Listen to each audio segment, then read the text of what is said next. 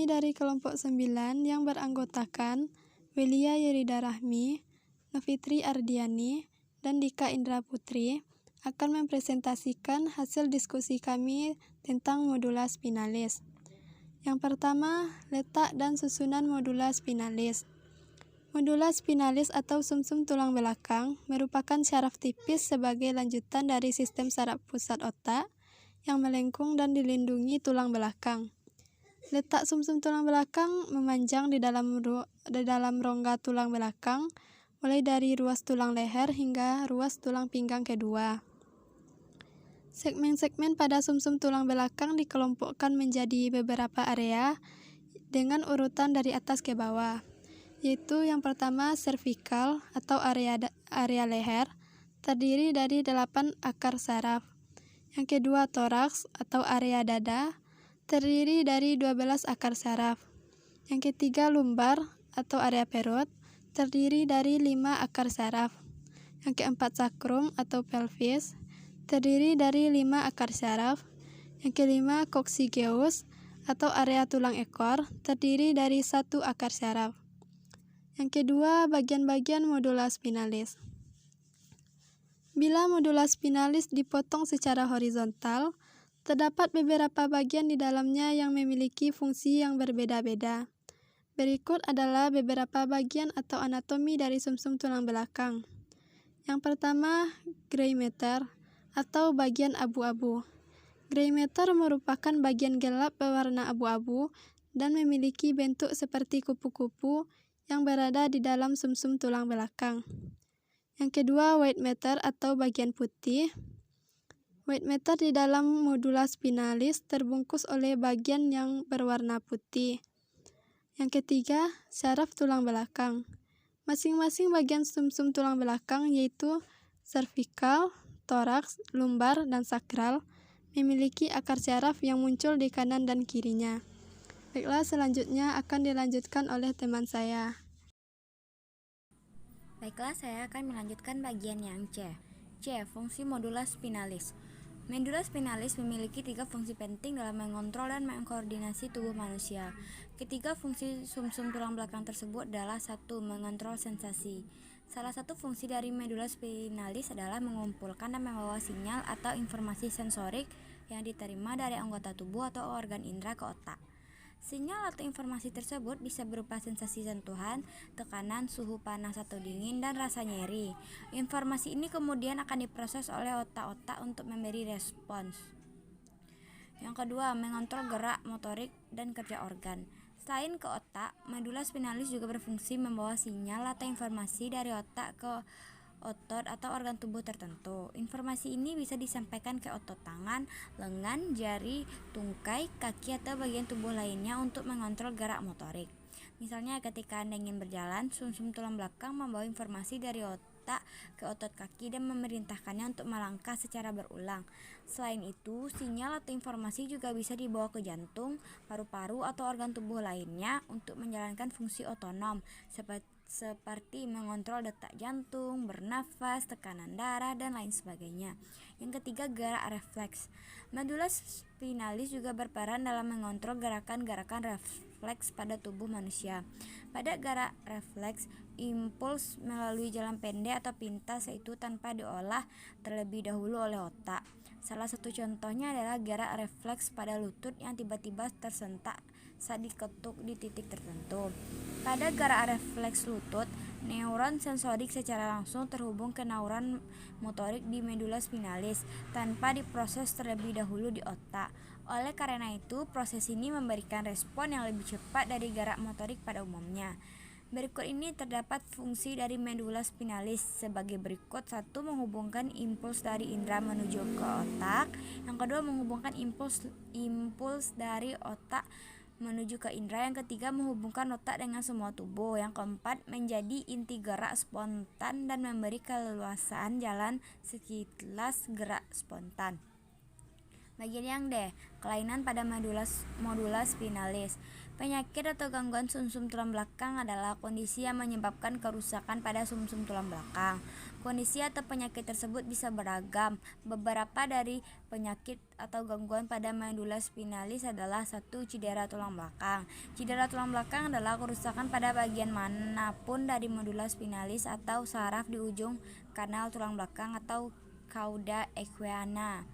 Kondisi ini dapat terjadi karena kejadian traumatis seperti kecelakaan atau jatuh yang merusak tulang belakang, patah tulang belakang, ligamen, cakram tulang belakang, atau sumsum tulang itu sendiri.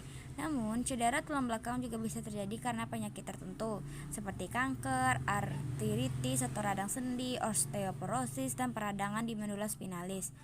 Kondisi ini dapat menimbulkan perubahan permanen pada kekuatan, sensasi, fungsi tubuh lainnya. Yang kedua, spinal stenosis. Stenosis tulang belakang atau spinal stenosis terjadi ketika pertumbuhan tulang atau jaringan yang berlebihan mempersempit ruas tulang belakang hingga mempengaruhi akar saraf. Kondisi ini menimbulkan gejala seperti sistem saraf mati rasa hingga kelumpuhan di area tungkai dan kaki. Yang ketiga, ada multiple sklerosis.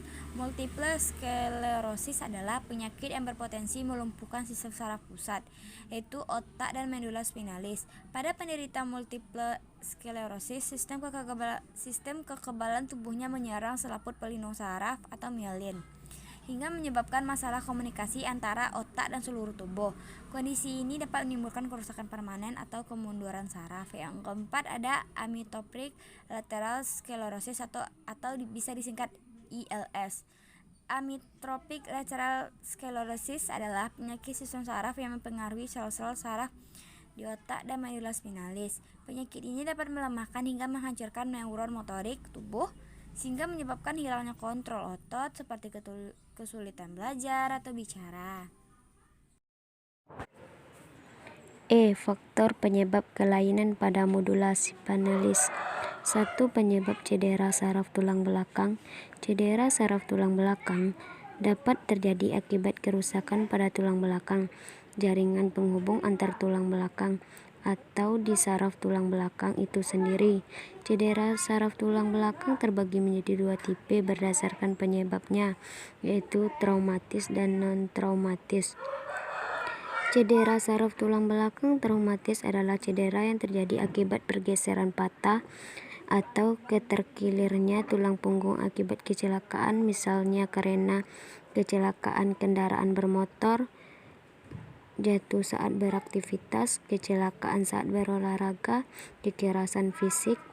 Sementara cedera saraf tulang belakang non-traumatis adalah cedera yang disebabkan oleh kondisi atau penyakit lain seperti kanker, radang sendi atau artritis, osteoporosis, polio, kelainan pertumbuhan tulang belakang sejak lahir, peradangan pada tulang belakang, TBC tulang belakang yang dapat menyebabkan kerusakan sendi dan tulang belakang. Infeksi yang menyebabkan abses pada tulang belakang. 2. Penyebab stenosis spinal. Seiring bertambahnya usia, proses perubahan jaringan terjadi di seluruh tubuh termasuk di tulang belakang jaringan. Tulang belakang seperti ligamen mulai menebal dan tulang menjadi lebih besar sehingga menekan saraf tulang belakang. Selain penuaan, stenosis spinal juga bisa disebabkan oleh beberapa kondisi atau penyakit berikut ini. A. Pertumbuhan tulang abnormal, taji tulang, dan penyakit Paget adalah beberapa kondisi pertumbuhan tulang abnormal yang dapat mempersempit ruas tulang belakang dan menyebabkan tekanan pada saraf tulang belakang. Hernias. B. Herniasi bantalan tulang belakang. Seiring bertambahnya usia, dinding dari bantalan tulang belakang menjadi lebih lemah. Jika hal itu terjadi, bantalan tulang belakang dapat menonjol sehingga menekan saraf tulang belakang. C. Tumor. Tumor dapat muncul di sumsum tulang belakang, tempatnya di dalam membran yang melapisi saraf tulang belakang atau di ruang antara saraf dan ruang tulang belakang. Kondisi ini menyebabkan ruas tulang belakang menyempit dan menekan saraf tulang belakang. D. Cedera tulang belakang. Dislokasi patah tulang tulang retak hingga membengkakkan jaringan di tulang belakang yang disebabkan oleh cedera, misalnya akibat kecelakaan, juga dapat menyebabkan stenosis spinal. 3. Penyebab multiple sklerosis. Belum dikenal penyebab pasti dari multiple sklerosis, tetapi diduga penyebabnya adalah autoimun, di mana sistem kekebalan tubuh keliru menyerang jaringan tubuh sendiri. Kombinasi dari faktor genetik dan faktor lingkungan juga diduga dapat meningkatkan risiko terjadinya multiple sklerosis. 4. Penyebab amyotrophic lateral sclerosis. Penyebab penyakit ALS atau penyakit Lou Gehrig belum bisa dipastikan, namun sekitar 5-10% kasus ALS diketahui terkait dengan faktor keturunan. Selain faktor keturunan, beberapa penelitian menunjukkan bahwa ALS diduga terkait dengan sejumlah kondisi di bawah ini. A. Kelebihan glutomat. Glutomat adalah zat kimia yang berperan sebagai pengirim pesan dari dan ke otak serta saraf. Namun bila menumpuk di sekitar sel saraf, glutomat dapat menimbulkan kerusakan pada saraf. B. Gangguan sistem imun. Pada penderita ALS, sistem kekebalan tubuh keliru menyerang sel-sel saraf yang sehat sehingga menyebabkan kerusakan pada sel-sel tersebut. C. Gangguan mitokondria. Mitokondria merupakan tempat pembentukan energi di dalam sel. Gangguan dalam pembentukan energi ini bisa merusak sel-sel saraf dan mempercepat perburukan ALS. Stres oksidatif. Kadar radikal bebas yang berlebihan akan menyebabkan stres oksidatif dan menyebabkan kerusakan pada berbagai sel tubuh.